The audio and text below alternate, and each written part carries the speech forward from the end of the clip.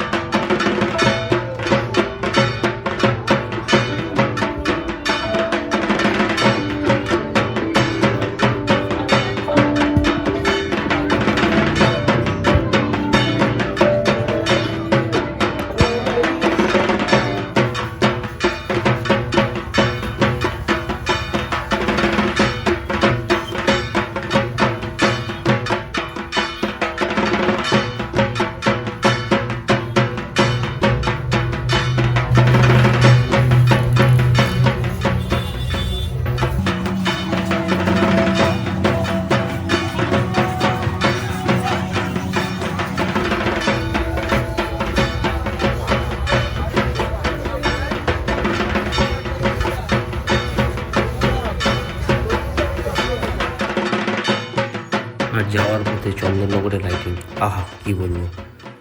চন্দননগরের আলোকসজ্জা যা সারা দুনিয়ায় বিখ্যাত।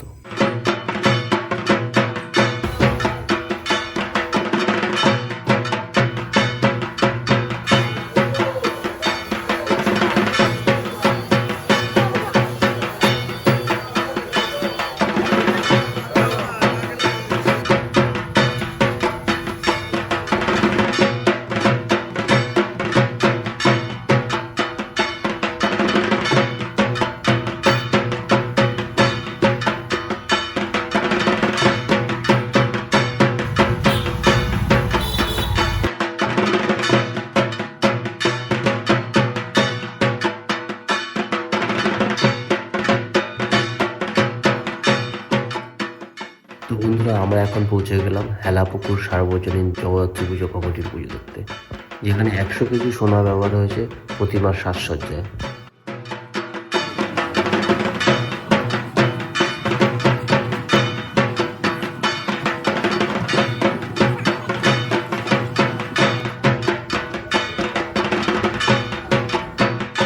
আপনারা দেখতে পাচ্ছেন কত সুন্দর প্রতিমাকে দেখতে লাগছে, যেটা সম্পূর্ণ সোনা দিয়ে তৈরি হয়েছে।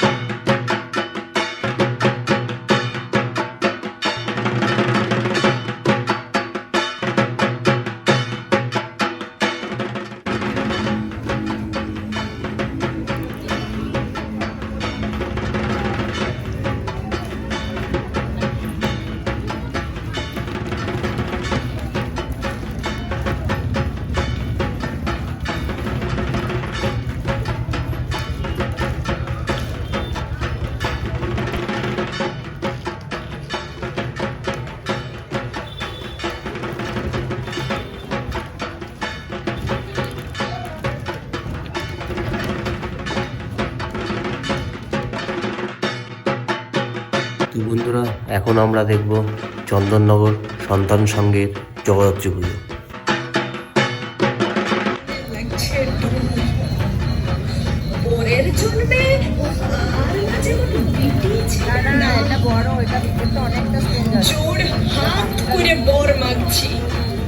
এখানকার থিম হলো চাইনা হতে মা।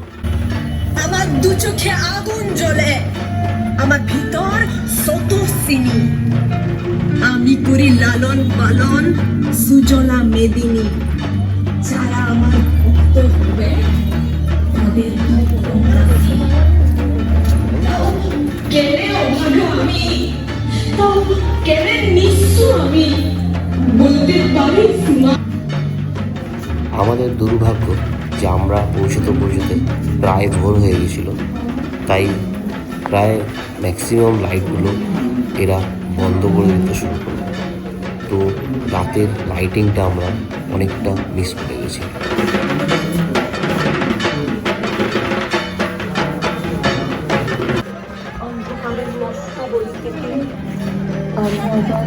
দেখতে পাবো আলো, বাঁচার মতো বাঁচতে পারি যেন, এর বেশি আর চাই না তো কিছু না। তুই যদি ফের মুক্তি দিতে পারিস,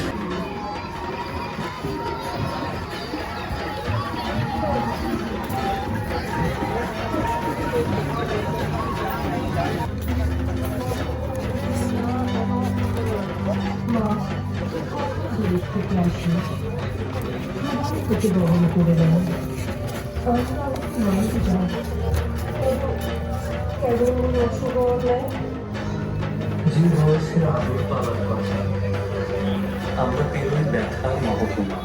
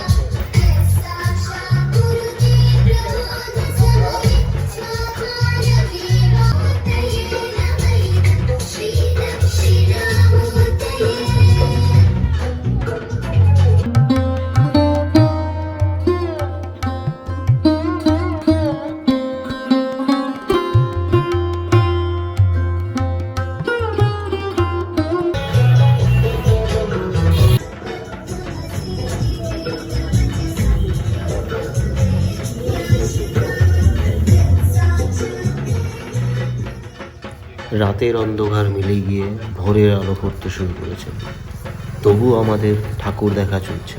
তো বন্ধুরা, আপনারা সাথে থাকুন, আমরা আছি এখনো আরও অনেক ঠাকুর দেখার বাকি। এখানে মেহগনি গাছের জগদ্ধাত্রী ঠাকুর, মাটির নয়।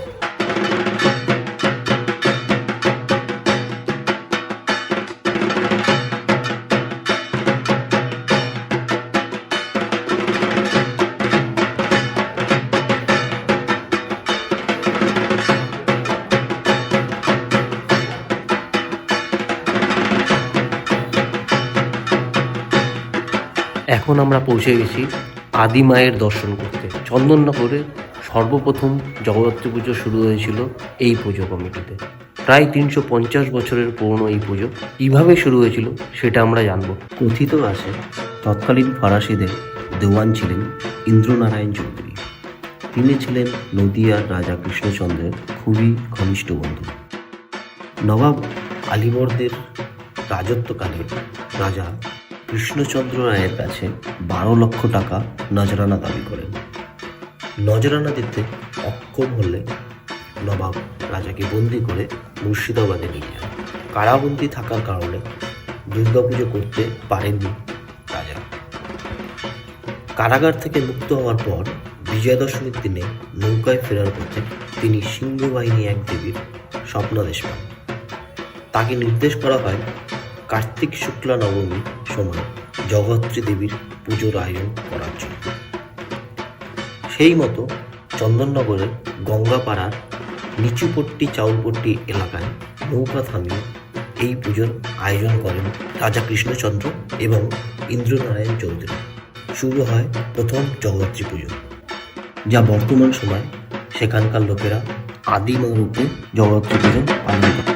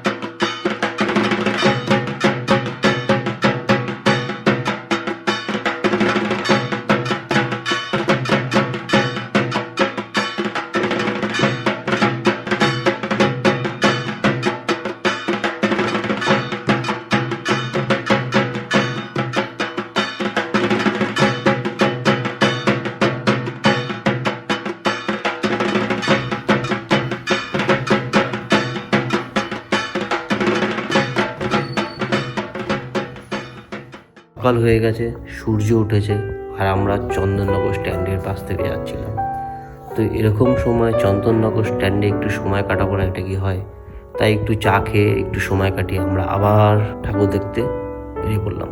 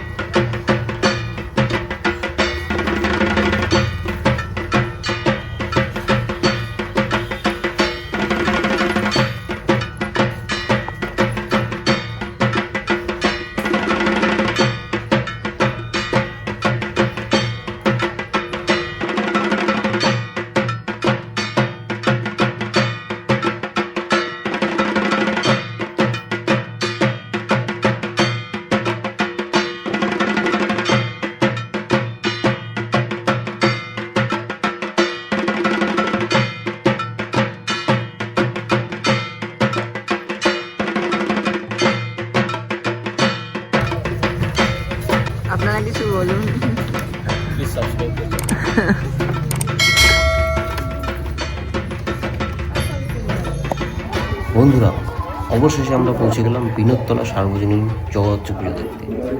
এই যেন এক বিয়ে বাড়িতে এসছি আমরা। সুন্দরভাবে একটা বিয়ে বাড়িতে যেমন সাজানো হয় ঠিক সেইভাবে সুন্দরভাবে সাজিয়েছে।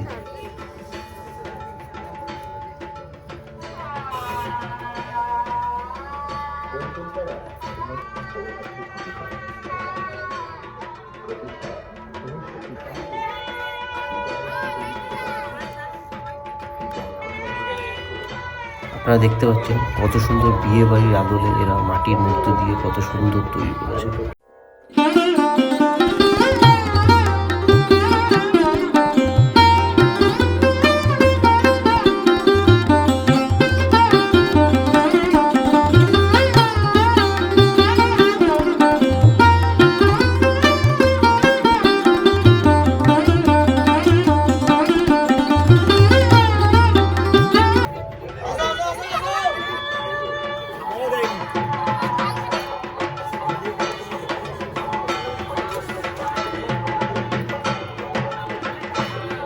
এত ভিড় হয়েছে